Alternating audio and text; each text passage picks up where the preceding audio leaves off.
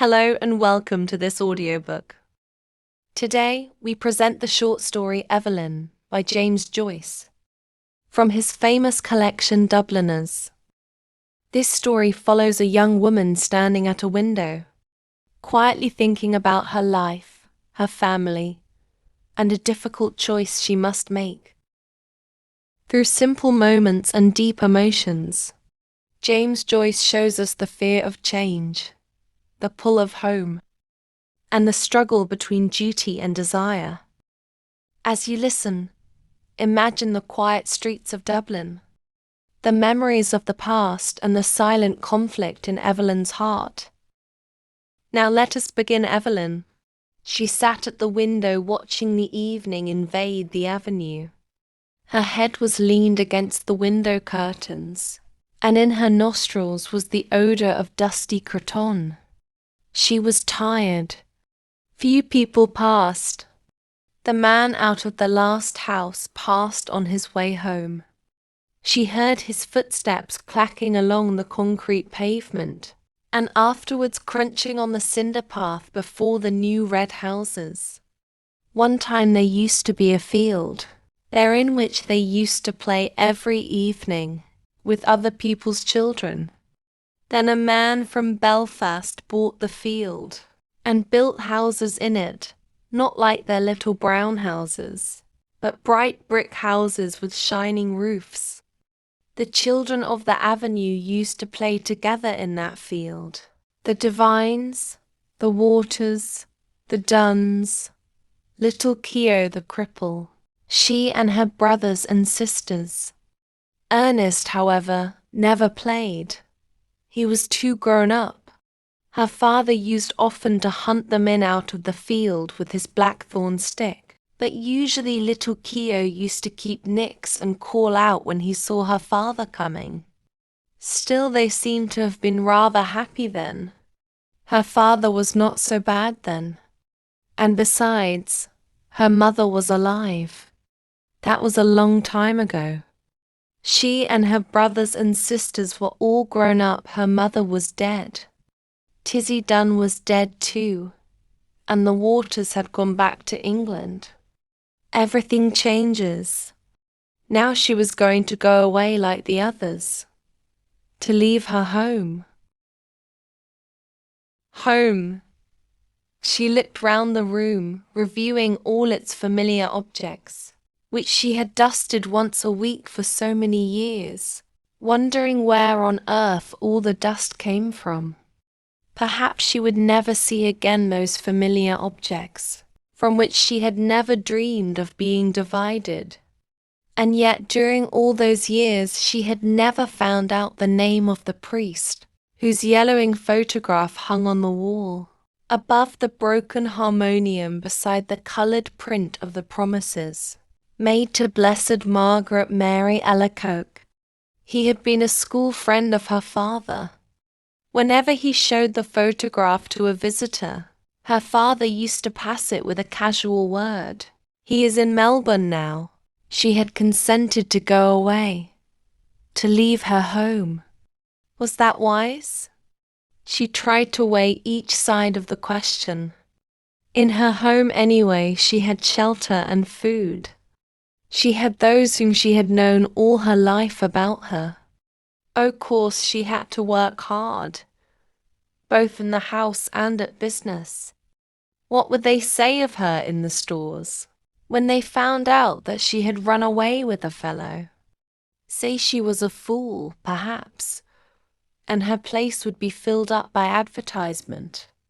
Miss Gavin would be glad. She had always had an edge on her, especially whenever there were people listening. He said she used to squander the money, that she had no head, that he wasn't going to give her his hard-earned money to throw about the streets, and much more, for he was usually fairly bad on Saturday night. In the end he would give her the money, and ask her had she any intention of buying Sunday's dinner.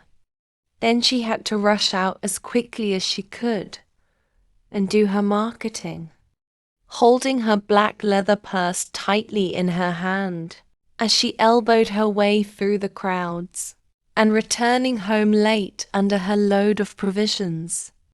She had hard work to keep the house together and to see that the two young children who had been left to her charge went to school regularly and got their meals regularly. It was hard work, a hard life, but now that she was about to leave it, she did not find it a wholly undesirable life. She was about to explore another life with Frank. Frank was very kind, manly, open-hearted. She was to go away with him by the night boat to be his wife, and to live with him in Buenos Aires, where he had a home waiting for her. How well she remembered the first time she had seen him. He was lodging in a house on the main road where she used to visit. It seemed a few weeks ago. He was standing at the gate, his peaked cap pushed back on his head, and his hair tumbled forward over a face of bronze. Then they had come to know each other. "Miss Hill, don't you see these ladies are waiting? Look lively, Miss Hill, please." She would not cry many tears at leaving the stores. But in her new home in a distant unknown country, it would not be like that. Then she would be married. She, Eveline. People would treat her with respect then. She would not be treated as her mother had been. Even now, though she was over 19, she sometimes felt herself in danger of her father's violence. She knew it was that had given her the palpitations. When they were growing up, he had never gone for her, like he used to go for Harry and Ernest, because she was a girl. But latterly he had begun to threaten her and say what he would do to her only for her dead mother's sake. And know she had nobody to protect her. Ernest was dead, and Harry, who was in the church decorating business, was nearly always down somewhere in the country. Besides, the invariable squabble for money on Saturday nights had begun to weary her unspeakably. She always gave her entire wages, 7 shillings, and Harry always sent up what he could, but the trouble was to get any money from her father. He used to meet her outside the stores every evening and see her home. He took her to see Bohemian Girl, and she felt elated as she sat in an unaccustomed part of the theatre with him. He was awfully fond of music and sang a little. People knew that they were courting, and when he sang about the lass that loves a sailor, she always felt pleasantly confused. He used to call her Poppins out of fun. First of all, it had been an excitement for her to have a fellow, and then she had begun to like him. He had tales of distant countries. He had started as a deck boy, at £1 a month on a ship of the Allen Line going out to Canada. He told her the names of the ships he had been on, and the names of the different services. He had sailed through the Straits of Magellan, and he told her stories of the terrible Patagonians. He had fallen on his feet in Buenos Aires, he said, and had come over to the old country just for a holiday. Of course, her father had found out the affair, and had forbidden her to have anything to say to him. "I know these sailor chaps," he said. One day he had quarrelled with Frank, and after that she had to meet her lover secretly. The evening deepened in the avenue. The white of 2 letters in her lap grew indistinct. One was to Harry, the other was to her father. Ernest had been her favourite, but she liked Harry too. Her father was becoming old lately, she noticed. He would miss her. Sometimes he could be very nice. Not long before, when she had been laid up for a day, he had read her out a ghost story and made toast for her at the fire. Another day, when their mother was alive, they had all gone for a picnic to the Hill of Howth.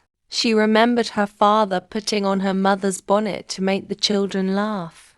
Her time was running out, but she continued to sit by the window, leaning her head against the window curtain, inhaling the odour of dusty cretonne. Down far in the avenue she could hear a street organ playing. She knew the air strange that it should come that very night to remind her of the promise to her mother, her promise to keep the home together as long as she could. She remembered the last night of her mother's illness. She was again in the close dark room at the other side of the hall, and outside she heard a melancholy air of Italy. The organ player had been ordered to go away and given sixpence. She remembered her father strutting back into the sick room saying, "Damned Italians! Coming over here!" Last she mused the pitiful vision of her mother's life, laid its spell on the very quick of her being, that life of commonplace sacrifices closing in final craziness. She trembled as she heard again her mother's voice, saying constantly with foolish insistence, "Deravon Saron! Deravon Saron!" She stood up in a sudden impulse of terror. Escape, she must escape. Frank would save her. He would give her life. Perhaps love too. But she wanted to live. Why should she be unhappy? She had a right to happiness. Frank would take her in his arms, fold her in his arms. He would save her. She stood among the swaying crowd in the station at the north wall. He held her hand, and she knew that he was speaking to her, saying something about the passage over and over again. The station was full of soldiers with brown baggages. Through the wide doors of the sheds she caught a glimpse of the black mass of the boat, lying in beside the quay wall, with illumined portholes. She answered nothing. She felt her cheek pale and cold and out of a maze of distress. She prayed to God to direct her, to show her what was her duty. The boat blew a long mournful whistle into the mist. If she went, tomorrow she would be on the sea with Frank, steaming towards Buenos Aires. Their passage had been booked. Could she still draw back after all he had done for her? Her distress awoke a nausea in her body, and she kept moving her lips in silent, fervent prayer. A bell clanged upon her heart. She felt him seize her hand. "Come!" All the seas of the world tumbled about her heart. He was drawing her into them. He would drown her. She gripped with both hands at the iron railing. "Come!" No, no, no.